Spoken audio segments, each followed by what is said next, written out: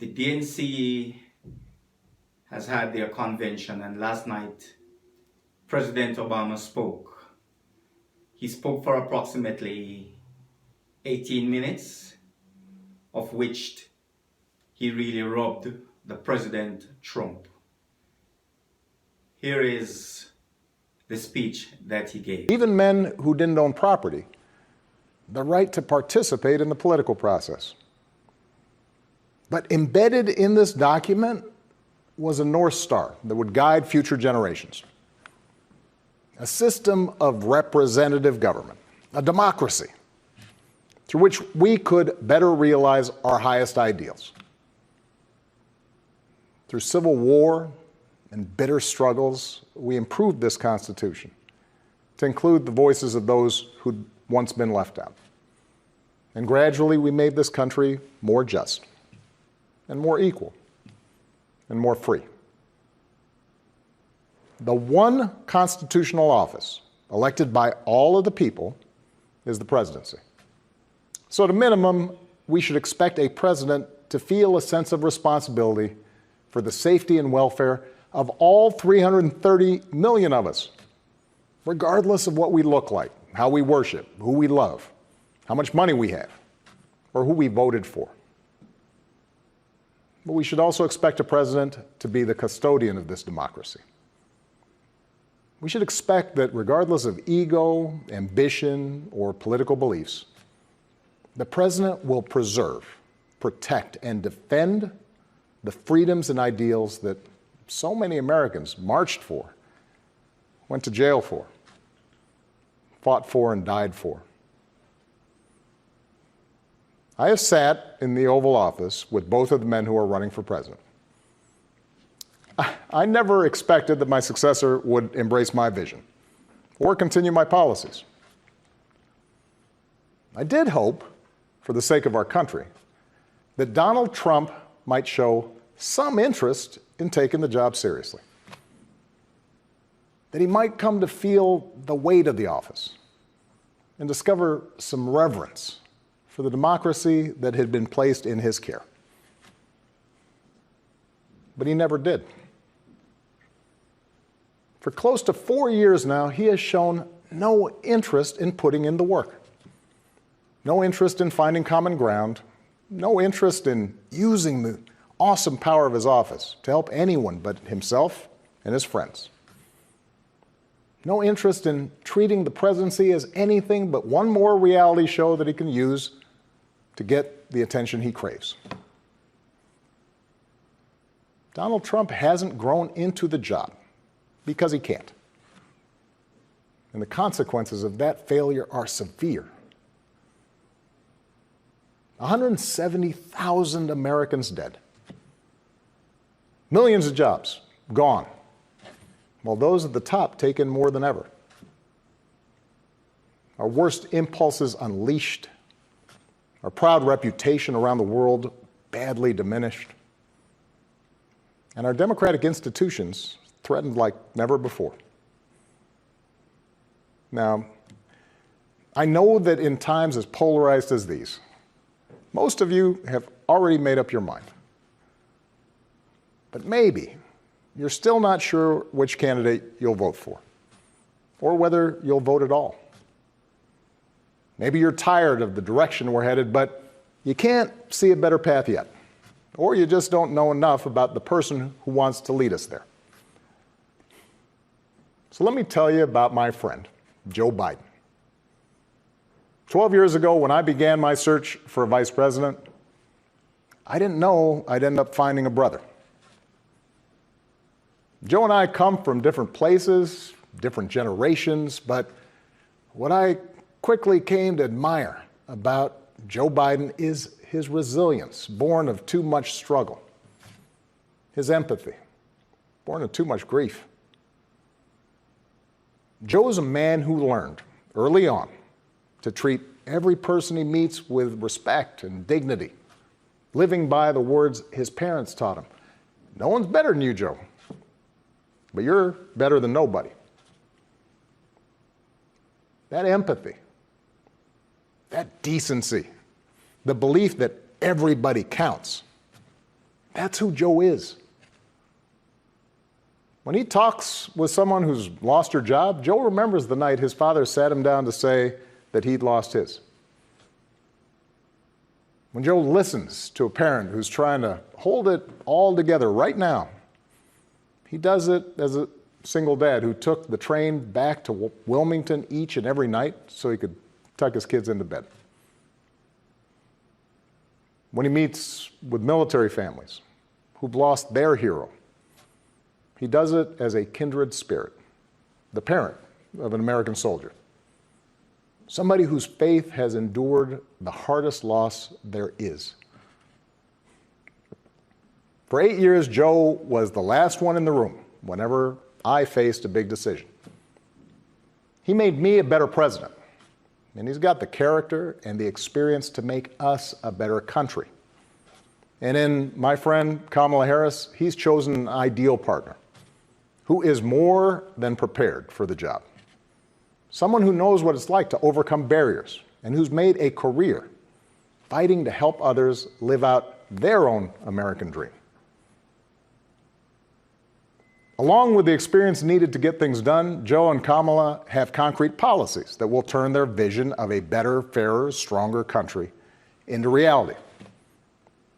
They will get this pandemic under control, like Joe did when he helped me manage H1N1 and prevent an Ebola outbreak from reaching our shores. They'll expand health care to more Americans, like Joe and I did 10 years ago, when he helped craft the Affordable Care Act and nail down the votes to make it the law. They'll rescue the economy, like Joe helped me do after the Great Recession. I asked him to manage the Recovery Act, which jump-started the longest stretch of job growth in history. And he sees this moment now, not as a chance to get back to where we were, but to make long overdue changes so that our economy actually makes life a little easier for everybody. Whether it's the waitress trying to raise a kid on her own, or the shift worker always on the edge of getting laid off, or the student figuring out how to pay for next semester's classes. Joe and Kamala will restore our standing in the world. And as we've learned from this pandemic, that matters. Joe knows the world, and the world knows him. He knows that our true strength comes from setting an example that the world wants to follow. A nation that stands with democracy, not dictators. A nation that can inspire and mobilize others to overcome threats like climate change and terrorism, poverty and disease. But more than anything, what I know about Joe, what I know about Kamala, is that they actually care about every American, and that they care deeply about this democracy. They believe that in a democracy, the right to vote is sacred, and we should be making it easier for people to cast their ballots, not harder. They believe that no one, including the president, is above the law, and that no public official, including the president, should use their office to enrich themselves or their supporters. They understand that in this democracy, the commander-in-chief does not use the men and women of our military who are willing to risk everything to protect our nation as political props to deploy against peaceful protesters on our own soil. They understand that political opponents aren't un-American just because they disagree with you. A free press isn't the enemy, but the way we hold officials accountable. That our ability to work together to solve big problems like a pandemic depend on a fidelity to facts and science and logic, and not just making stuff up. None of this should be controversial. These shouldn't be Republican principles or Democratic principles. They are American principles. But at this moment, this president and those who enable him have shown They don't believe in these things. Tonight, I'm asking you to believe in Joe and Kamala's ability to lead this country out of these dark times and build it back better. But here's the thing. No single American can fix this country alone. Not even a president. Democracy was never meant to be transactional. You give me your vote, I make everything better. It requires an active and informed citizenry. So I'm also asking you to believe in your own ability, to embrace your own responsibility as citizens, to make sure that the basic tenets of our democracy endure. Because that's what's at stake right now. Our democracy. Look, I understand why a lot of Americans are down on government. The way the rules have been set up and abused in Congress make it easier for special interests to stop progress than to make progress. Believe me, I know it. I understand why a white factory worker who's seen his wages cut or his job shipped overseas might feel like the government no longer looks out for him, and why a black mom might feel like it never looked out for her at all. I understand why a new immigrant might look around this country and wonder whether there's still a place for him here.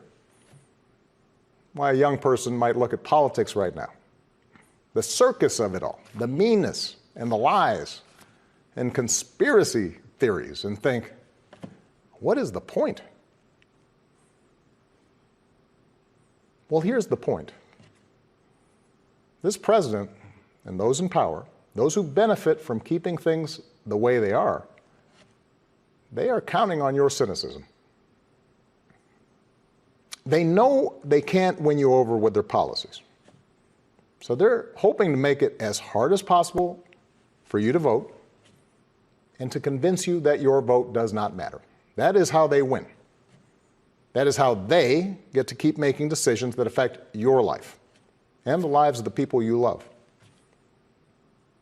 That's how the economy will keep getting skewed to the wealthy and well-connected. How our health systems will let more people fall through the cracks. That's how a democracy withers, until it's no democracy at all. And we cannot let that happen. Do not let them take away your power. Do not let them take away your democracy. Make a plan right now for how you are going to get involved and vote. Do it as early as you can and tell your family and friends how they can vote too. Do what Americans have done for over 2 centuries when faced with even tougher times than this.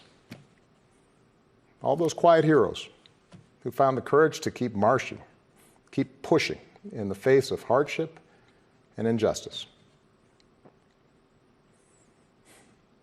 Last month, we lost a giant of American democracy in John Lewis.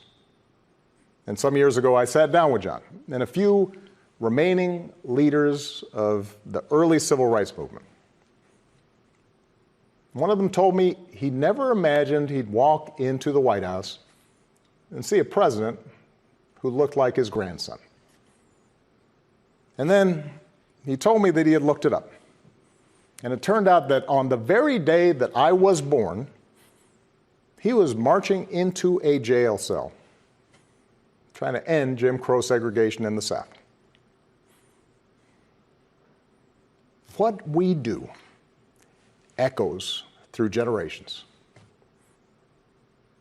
Whatever our backgrounds, we are all the children of Americans who fought the good fight. Great-grandparents working in fire traps and sweatshops without rights or representation. Farmers losing their dreams to dust. Irish and Italians and Asians and Latinos told, go back where you come from. Jews and Catholics, Muslims and Sikhs made to feel suspect for the way they worshiped. Black Americans chained and whipped and hanged. spit on for trying to sit at lunch counters, beaten for trying to vote. If anyone had a right to believe that this democracy did not work and could not work, it was those Americans, our ancestors. They were on the receiving end of a democracy that had fallen short all their lives. They knew how far the daily reality of America strayed from the myth. And yet, instead of giving up, they joined together. And they said, somehow, some way, we are going to make this work. We are going to bring those words in our founding documents to life.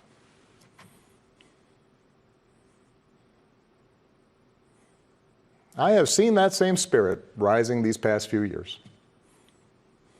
Folks of every age and background who packed city centers and airports and rural roads so that families wouldn't be separated, so that another classroom wouldn't get shot up, so that our kids won't grow up on an uninhabitable planet. Americans of all races joining together to declare, in the face of injustice and brutality at the hands of the state, that Black lives matter. No more, but no less. So that no child in this country feels the continuing sting of racism. To the young people who led us this summer, telling us we need to be better, in so many ways, you are this country's dreams fulfilled. Earlier generations had to be persuaded that everyone has equal worth. For you, it's a given, a conviction. And what I want you to know is that for all its messiness and frustrations, your system of self-government can be harnessed to help you realize those convictions for all of us. You can give our democracy new meaning. You can take it to a better place. You're the missing ingredient. The ones who will decide whether or not America becomes the country that fully lives up to its creed. That work will continue long after this election. But any chance of success depends entirely on the outcome of this election. This administration has shown it will tear our democracy down if that's what it takes for them to win. So we have to get busy building it up by pouring all our efforts into these 76 days and by voting like never before for Joe and Kamala and candidates up and down the ticket so that we leave no doubt about what this country that we love stands for today and for all our days to come. Stay safe. President Trump seems to have watched the speech because he was tweeting as the speech was going on.